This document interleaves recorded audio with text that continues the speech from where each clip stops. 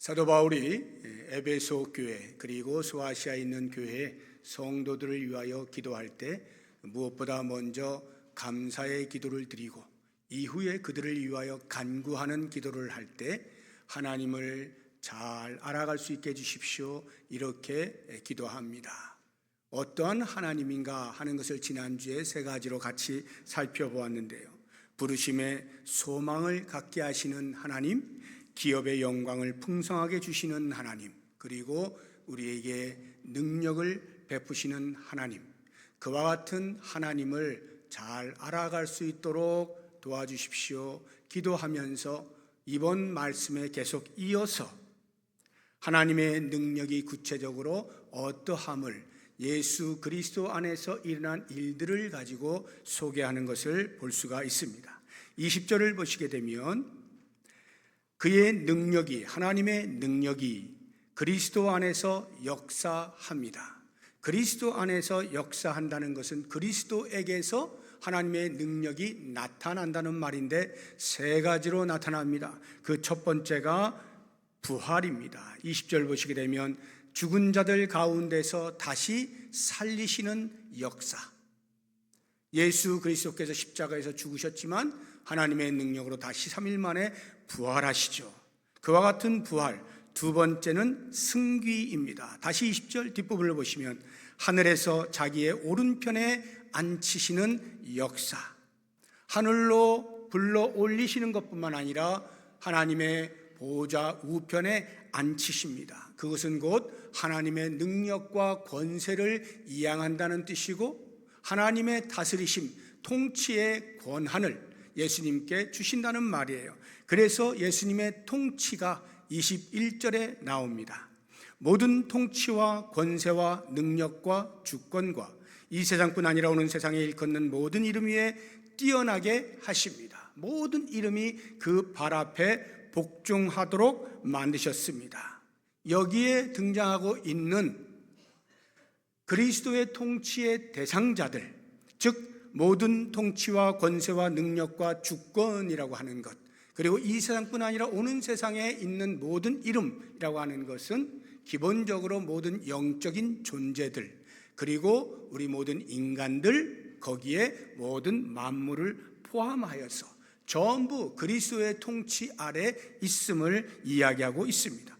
장소적인 개념으로 보시게 되면 이 세상과 오는 세상이라 해서 우리가 머물고 있는 잠시 있는 이 세상, 그리고 그리스도의 재림 이후에 있게 되어질 영원한 저 세상, 오는 세상 어느 곳에서도 그리스도의 통치가 미친다는 말이고, 시간적인 개념으로 보자고 하면 잠시 있는 이 세상 잠시뿐만 아니라 영원히 있게 되어질 오는 세상 영원한 통치가 이루어지는 것임을 이야기하고 있습니다. 그래서 하나님께서 역사하시는 그리스도께로 통치권을 넘겨주신다라고 할 때에는 대상자가 예외가 없으며 어느 곳에서나 언제든지 그리스도의 통치로 가득한 그러한 통치권이라고 하는 것을 말씀하고 있어요.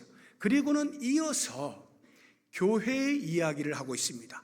그리스도와 교회의 관계를 22절에서 이렇게 표현하고 있습니다. 그를 만물 위에 교회의 머리로 삼으셨느니라.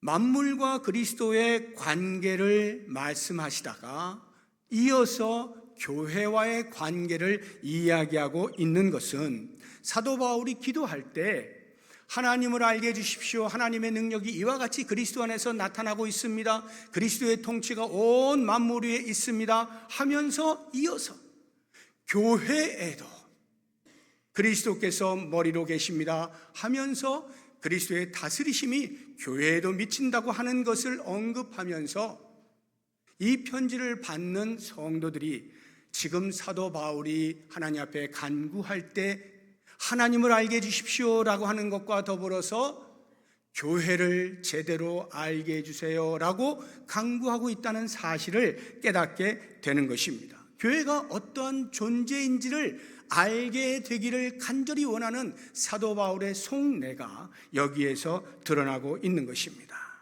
만물이 그리스도의 다스리심을 받는 대상인 것처럼 교회 역시 그리스도의 다스리심을 받는 존재라고 하는 것을 알게 되기를 간구하는 사도 바울의 모습을 보게 됩니다.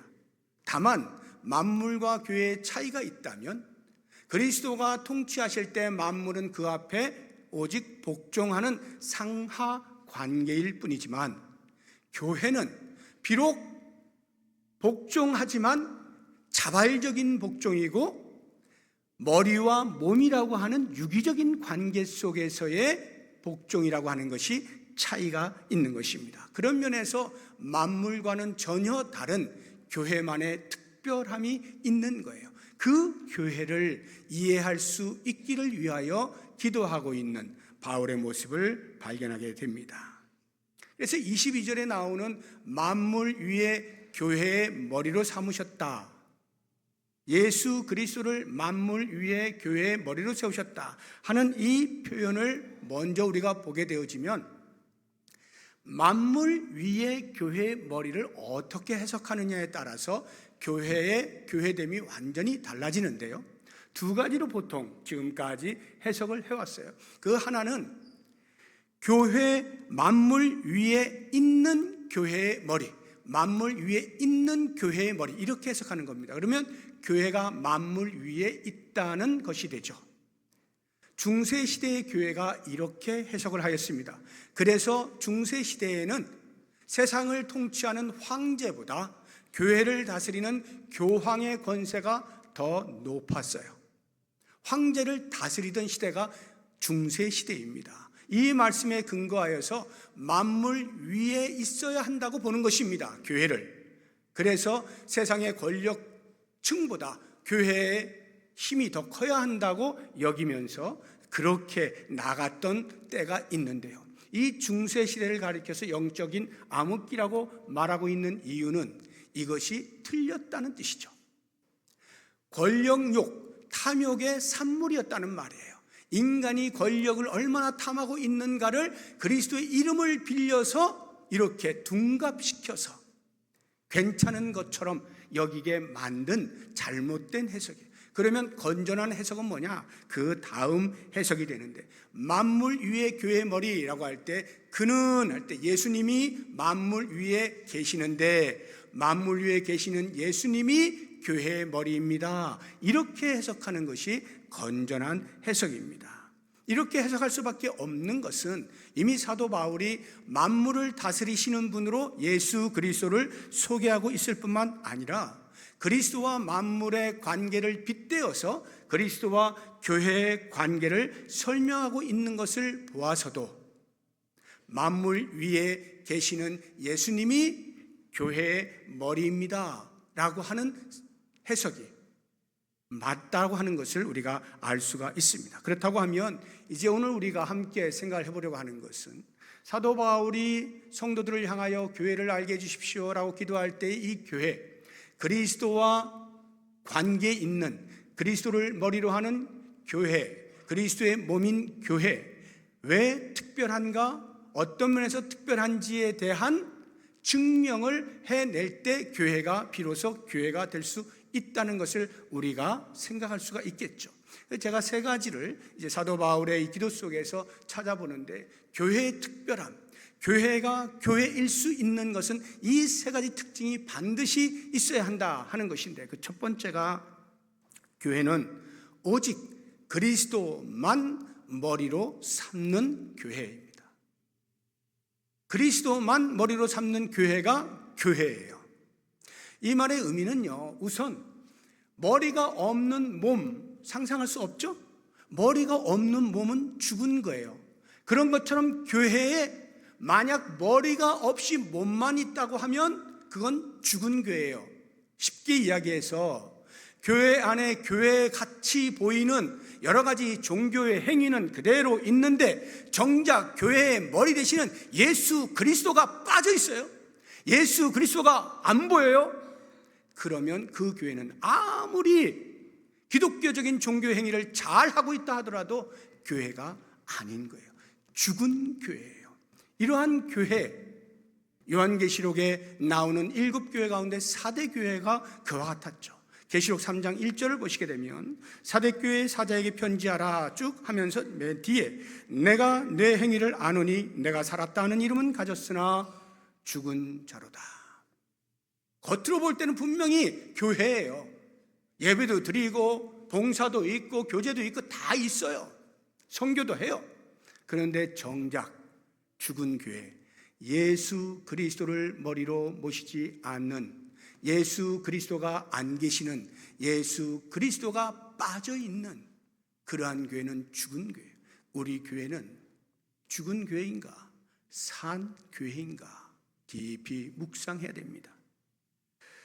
교회가 오직 그리스도만 머리로 삼는다라는 말은 머리가 없는 것이 죽은 몸이기도 하지만 다른 머리를 얹어놓고 있는 것도 역시 마찬가지로 제대로 된 몸이 아니죠. 예수 그리스도 외에 다른 머리를 두면 안 돼요. 그리스도를 대체하는 어떠한 머리도 배격해야 하는 것이 교회의 특징입니다.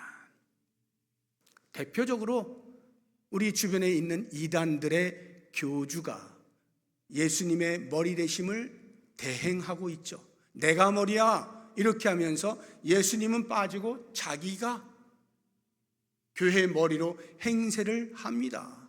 전부 거짓이죠. 가톨릭의 교황 제도가 대단히 위험한 이유가 바로 여기 있어요. 교황이라고 하는 자리가 예수님의 머리 되심을 대체하게 되어지는 일들이 얼마나 위험스러운지 모릅니다. 그래서 그리스도께서 주시는 말씀 위에 교황의 교시가 있을 정도로 교황의 권위가 대단해요. 위험한 일입니다. 그런 것뿐만이 아니에요. 오늘날 우리 교회 안에서 저 같은 목사들 정말 위험군에 속합니다. 머리를 대신 행세하는 위험에 노출되어 있는 사람이죠. 물론 고의로 하는 사람은 거의 없습니다. 고의로 하는 사람은 이제 교주들, 이단 교주들이나 그렇고, 일반 교회에서는 자기도 모르는 사이에 예수님을 대신해서 교회 머리 행세를 하게 되어지는 일들이 있을 수 있다는 말이에요. 그러한 위험성이 언제나 존재하는 거예요. 목사뿐만이 아닙니다. 교회에 오래 다니신 분들 자기도 모르는 사이에 주인 행세를 할 때가 있어요. 자기는 모르죠. 그런데 그럴 때가 있어요. 내가 말하는 것이 곧 법이 되어야 한다라는 착각을 하는 경우가 있어요. 이러한 것들 전부 예수님의 머리를 대신하고 있는 것입니다. 그런데 왜 이런 것들이 가능해지느냐? 우리가 생각할 때는 이단의 교주를 따를 사람이 누가 있을까 하는데 수없이 많은 사람이 따르고 있잖아요. 어떻게 이게 가능한가? 사람들의 마음은 약해서 눈에 보이지 않는 것을 잘 따르지 못해요. 예수님이 안 보이시거든요. 그런데 예수님이 우리의 머리가 되셔서 우리를 다스리신다라고 할 때 그 다스리심에 순종하기가 어려워요. 눈에 보이는 것에 마음이 빼앗기는 거예요.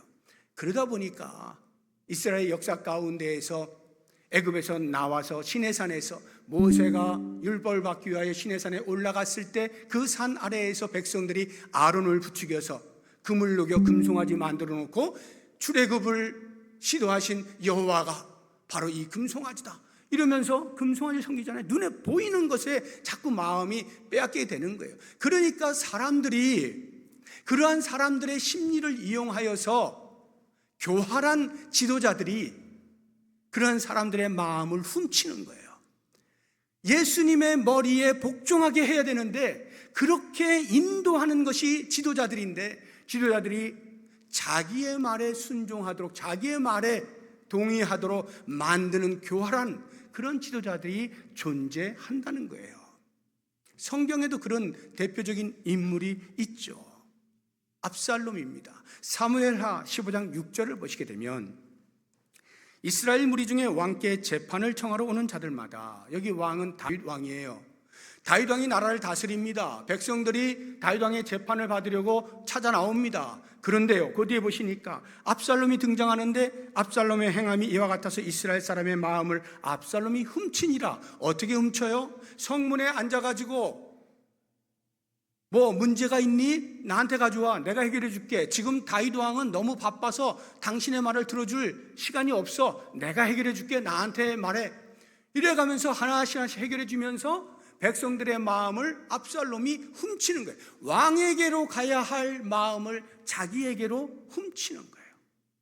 오늘날의 교회의 지도자들 가운데서는 예수 그리스도께로 온 성도가 집중하여 그리스도의 말씀에 귀를 기울이고 순종하게 만들어야 되는데, 그러하지 아니하고 자기의 말에 동의하게 만들고 자기의 말에 따르게 만드는 이러한 우를, 마음을 훔치는 일을 벌일 수가 있다는 거예요. 절대 고의가 아닌데 자기도 모르는 사이에 얼마든지 그럴 수 있는 거예요. 거기에 제일 많이 노출되어 있는 사람이 목사예요. 장로예요. 교회 오래 다녀서 교회에 충성하는 사람들이에요. 얼마나 위험합니까? 정신을 차려야 됩니다. 오직 교회는 그리스도만 머리로 삼을 때 교회예요. 교회의 특별함은 예수 그리스도가 머리 되실 때만 특별합니다. 그 외에는 일반 사람들의 모임과 다를 바가 전혀 없어요. 두 번째로 교회의 특별함이란, 교회는 그리스도의 권세를 함께 누릴 때 특별해집니다. 그리스도의 권세를 함께 누린다. 이게 무슨 말이냐면 에베소서 2장 6절을 보시게 되면 이런 말씀이 있어요. 또 함께 일으키사 그리스도 예수 안에서 함께 하늘에 앉히시니. 이것은 우리 성도들을 지금 말하고 있는 거예요. 함께 누구랑 함께요? 예수 그리스도와 함께. 예수 그리스도 어떤 분이시냐면 1장 20절을 보시게 되면 죽은 자들 가운데서 다시 살리시고 하늘에서 자기 오른편에 앉히사 해서 그리스도께서 부활하시고 하늘에 오르셨다라고 하는 이게 권세란 말이에요. 하나님의 능력으로 이렇게 되었단 말이죠. 이 권세가 그리스도 안에 있는 성도들에게 동일하게 있다는 사실을 에베소서 2장 6절이 말씀하고 있어요. 그러면 뒤에 하늘에 앉히시고 할 때 이 앉히시고는 똑같은 말인데 앞부분이 조금 다르죠. 예수님께 대해서는 다시 살리사 이렇게 돼 있고, 우리 성도를 향해서 말할 때는 함께 일으키사 이렇게 돼 있잖아요. 근데 일으킨다라고 하는 이 말과 다시 살리신다라고 하는 이 말이 원어로 보면, 헬라어로 보면 똑같은 에게이로라고 하는 똑같은 단어예요. 한글 성경이 번역할 때 다르게 번역한 것뿐이에요. 그러니까 이 이야기는 예수 그리스도께 전가되어진 하나님이 주신 권세, 그것이 곧 누구에게 있다? 우리 성도에게 있다? 교회에게 똑같이 있다. 이 이야기를 해주고 있는 것입니다. 그렇다고 하면 과연 교회의 권세, 그리스도와 함께 누릴 권세가 어떤 권세냐? 앞서 이미 말씀을 드린 것처럼 세속적인 권세를 가지고 있는 권력자들 위에 서 있는 힘을 움켜쥐는 그런 정치적 권세를 말하는 게 아니에요. 교회의 권세라고 하는 것은 기본적으로는 하나님께서 최초 인간에게 맡겨주신 자연 만물을 다스리는 권세, 정복하는 권세예요. 우리는 이것을 가리켜서 문화 명령이라고 하는데 창세기 1장 28절에 보면 그 내용이 나와 있어요. 하나님이 그들에게 복을 주시며 하나님이 그들에게 이르시되 생육하고 번성하여 땅에 충만하라, 땅을 정복하라, 바다의 물고기와 하늘의 새와 땅에 움직이는 모든 생물을 다스리라 하시니라. 정복하라, 충만하라, 다스리라 하는 말들을 들으면서 착각을 한 사람들이 마구잡이로 개발을 해서 그런 권한이 있다라고 착각을 하지만, 여기에서 이야기하고 있는 정복하라, 다스리라는 말은 청지기니까 청지기로서 하나님이 맡기신 일 잘 관리하라는 거예요. 잘 지켜내라는 거예요. 잘 활용하라는 거예요. 그렇기 때문에 성도된 자들, 교회에 주어진 책임이라고 하는 것은 자연에 대해서, 환경, 기후, 이런 것들에 대한 책임이 교회에 있음을 우리가 알아야 돼요. 이게 문화명령이에요. 자연 만물을 다스리는 권세. 또 하나의 권세가 있다면 그것은 영적인 권세인데요, 이 영적인 권세를 예수 그리스도께서 이제 곧 교회를 세우시게 되면서 그 교회에 부여하신 권세예요. 마태복음 16장 18절에 보시게 되면 또 내가 내게 이르노니 너는 베드로라, 내가 이 반석에 내 교회를 세우리니. 교회가 이제 오순절 성령이 강림하시면서 세워지잖아요. 세우게 되어지면 어떤 일이 일어나냐? 음부의 권세가 이기지 못해요. 교회가 세워지면요, 교회 앞에 음부의 권세, 사탄의 권세, 마귀의 권세가 이기지 못해요. 그 앞에 무릎을 꿇게 돼 있다 이 말이에요. 교회의 권세 앞에 무릎을 꿇게 돼 있다 하는 말이죠. 근데 실제로 우리 교회는 어떻게 합니까? 사탄의 권세 앞에 종종 무릎을 꿇지 않나요? 우리가 죄를 지었어요.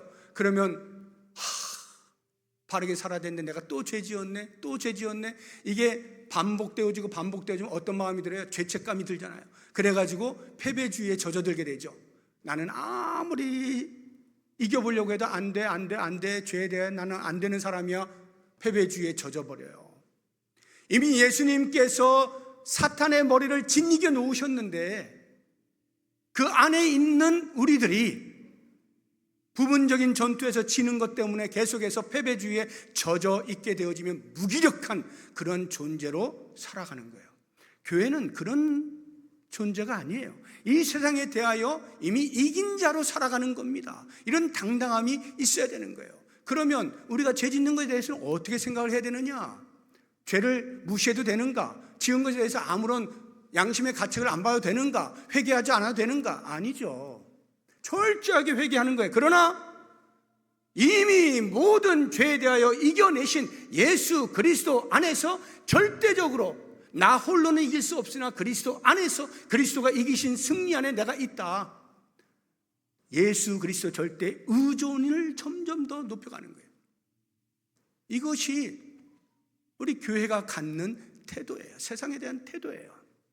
그래서 좀 우스갯소리로 우리 스포츠를 좋아하시는 분들 가운데에서 요즘 그 여자 배구 굉장히 흥행하고 있거든요. 그 김연경이라고 하는 특별한 선수 한 명 때문에 그 김연경이라고 하는 선수가 해외에 나가서 오랜 시간 동안 세계 1위의 자리를 독보적으로 이렇게 하다가 이제 나이가 되어서 우리 한국으로 들어왔습니다. 그래서 흥국생명이라고 하는 팀에 들어와서 열심히 선수 생활을 몇 년간 하다가 이제 은퇴를 합니다. 이제 올해 은퇴를 하는데 흥국생명에 들어올 때 그때 유행하던 말이 있어요. 어우흥이라고 하는, 보통 우리 요즘 이렇게 줄여서 말들 많이 하잖아요. 어우흥이라고 하는 그 신문에 그렇게 나와요. 어우흥. 어차피 우승은 흥국생명 이런 말이거든요. 그러니까 이제 가끔씩 흥국생명이 질 때도 있어요. 다른 팀에 질 때도 있지만 그냥 나중에 다 하고 나서 보면 어차피 우승은 흥국생명이야 하고 다른 팀들의 감독이며 선수며 다 우리 국민들이며 전부 그렇게 어흥 그랬단 말이죠. 그런 것처럼 만약 그런 식으로 말을 만약에 제가 만든다고 하면 어승우 이렇게 저는 말 만들고 싶어요. 어차피 승리는 우리 것. 어차피 승리는 우리 것. 왜? 내가 힘이 있어서 내가 죄를 넘어설 수 있는 권세가 있어요? 아니요. 그리스도께서 행하신 그 일 때문에 그리스도 안에 있는 순간에 우리는 어차피 승리는 우리 거예요. 우리는 승리가 보장된 삶을 사는 거예요. 부분 전투에서 실수할 때가 있고 넘어질 때가 있다 하더라도 이미 승리가 보장된 삶을 사는 거예요. 그러니까 세상을 향하여 우리가 살아가는 삶의 태도는요, 당당한 겁니다. 주의 이름으로 외치는 거예요. 사탄아 내 뒤로 물러가라. 이게 그리스도의 권세예요. 교회가 그 권세를 가지고 살아갈 때 교회예요. 과연 우리 교회는 그러한 당당함이 있는가? 세상에 대하여 당당히 서 있는가 하는 것을 깊이 묵상해 보아야 되겠죠. 마지막 세 번째로 교회의 특별함이라고 하는 것은 교회가 그리스도로 충만할 때 특별한 교회가 됩니다. 그리스도로 충만해야 한다는 거예요. 23절 보십시오. 교회는 그의 몸이니 만물 안에서 만물을 충만하게 하시는 이에 충만함이니라. 만물 안에서 만물을 충만하게 하시는 이에 충만함이니라. 이해가 되시나요? 저는 이게 무슨 말인지, 충만하게 하시는 이에 충만함?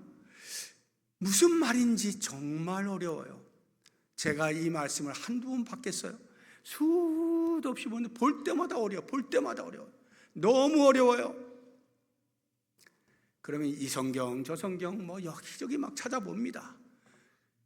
여러분들에게 그나마 이 말의 의미를 조금이라도 이해하기 쉽게 할 수 있도록 제가 여러 성경 가운데에서 몇 가지만 소개를 해드려 볼게요. 현대인의 성경은 이 부분을 이렇게 번역을 해놓았어요.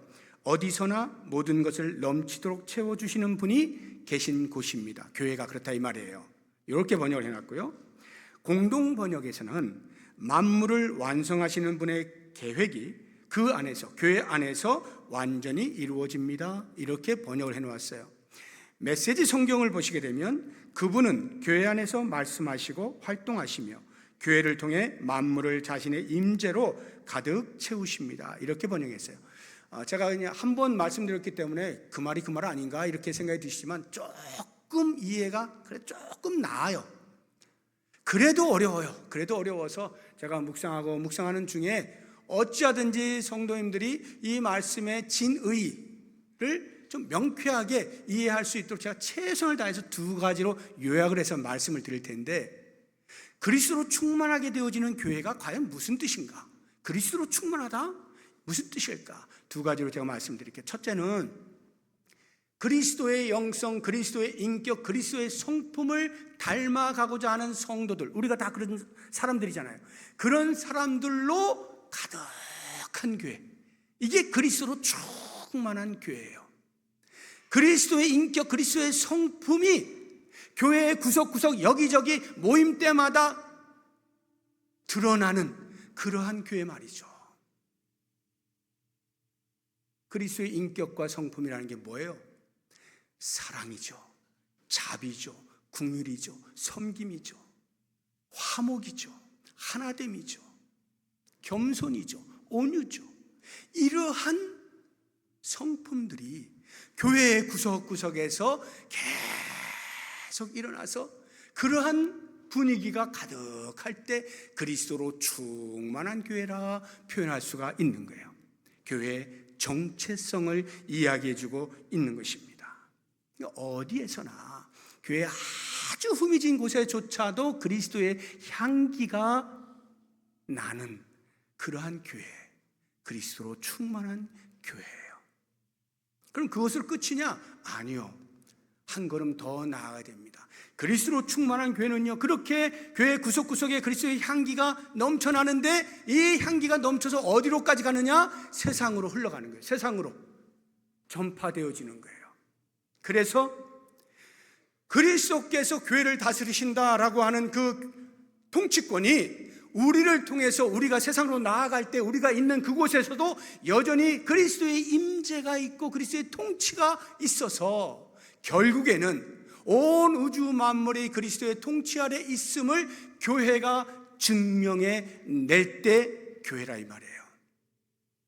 여러분, 이미 바울의 기도를 통해서 우리는 온 우주 만물이 예수 그리스도의 발 앞에 무릎을 꿇는다는 것을 알고 있잖아요.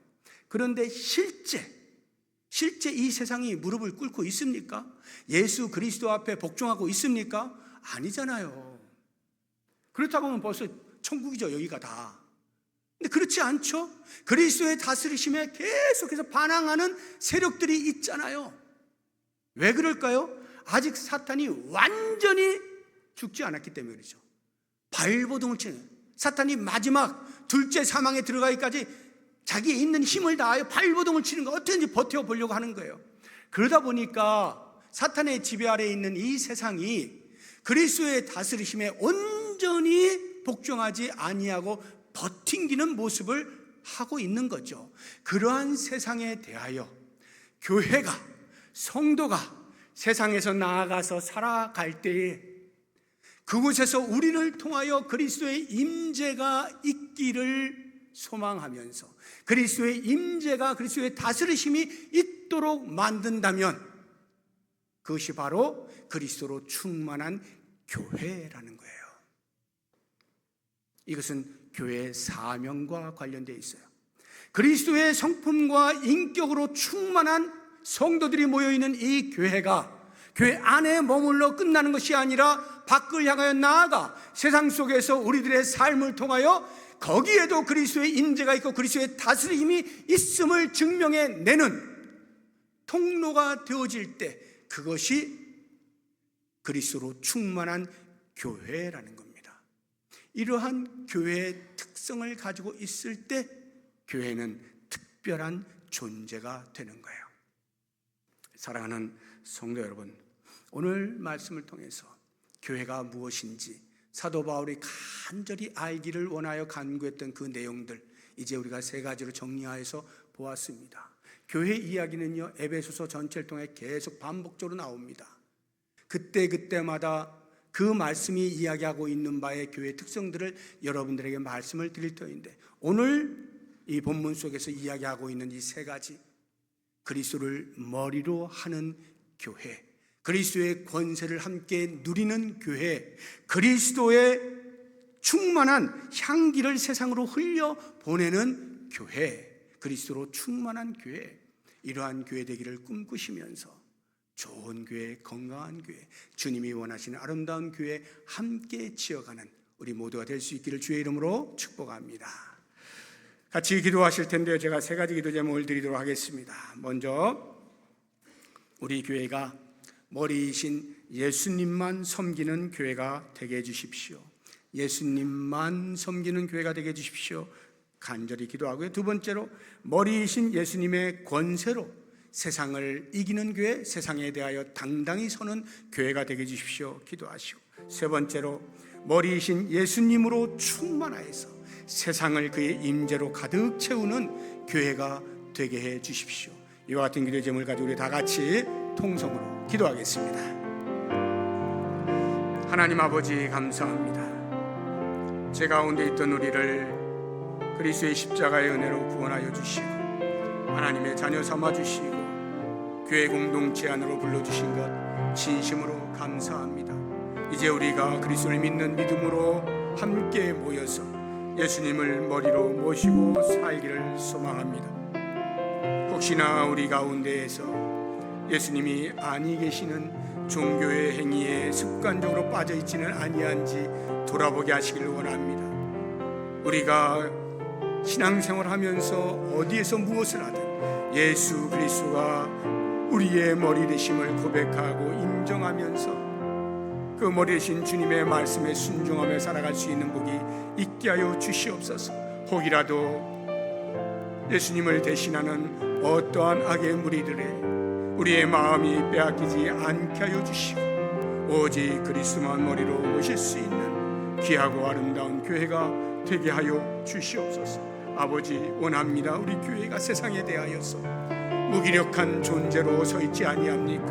원하옵고 원하옵나니 그리스도께서 사탄의 머리를 누르시고 승리하셨던 것처럼 그 권세에 우리가 동참할 수 있기를 간절히 소망합니다. 어떠한 경우에도 사탄이 우리를 패배의 주위로 몰아갈 수 없다는 사실을 알게 하여 주셔서 그리스도의 이름으로 사탄을 물리치게 하여 주시고 세상에 대하여 당당히 서서 교회의 권세를 누릴 수 있게 하여 주시되 그리스도께서 온 우주 만물을 다스림처럼 우리도 우리에게 부여되어진 문화 명령을 따라서 이 자연을 잘 다스릴 수 있도록 도우시고 무엇보다도 예수 그리스도의 능력을 가지고 사탄에게 명하며 당당히 맞설 수 있는 힘 있는 교회가 될 수 있도록 인도하여 주시옵소서. 아버지, 원하옵나니 그리스도로 충만한 교회가 되기를 원합니다. 그리스도의 인격과 그리스도의 성품을 닮아가길 원합니다. 그리스도의 영성에 깊이 침잠하는 성도들로 가득한 교회가 되기를 원합니다. 그래서 성도들이 가는 곳곳마다에서 그리스도의 임재가 드러날 수 있는 복의 통로로 살아가도록 도와주시기를 원합니다. 이것이 그리스도로 충만한 교회의 모습인 것을 알게 하여 주셔서 우리의 삶에서 우리를 통하여 그리스도의 다스리심이 곳곳마다에서 드러날 수 있도록 함께하여 주시옵소서. 싸우고 주님의 이름으로 기도드립니다. 아멘. 하나님 아버지, 감사합니다. 말씀을 따라 교회가 어떠한 모습을 가져야 하는지 깨닫게 하여 주시고 우리로 하여금 소망 가운데에서 그러한 교회로 지어져 갈 수 있는 결심을 할 수 있게 하심을 감사합니다. 우리 부평동북교회가 주님 보시기에 건강한 교회, 아름다운 교회, 행복한 교회 되게 하여 주옵소서. 예수님의 이름으로 기도드립니다. 아멘.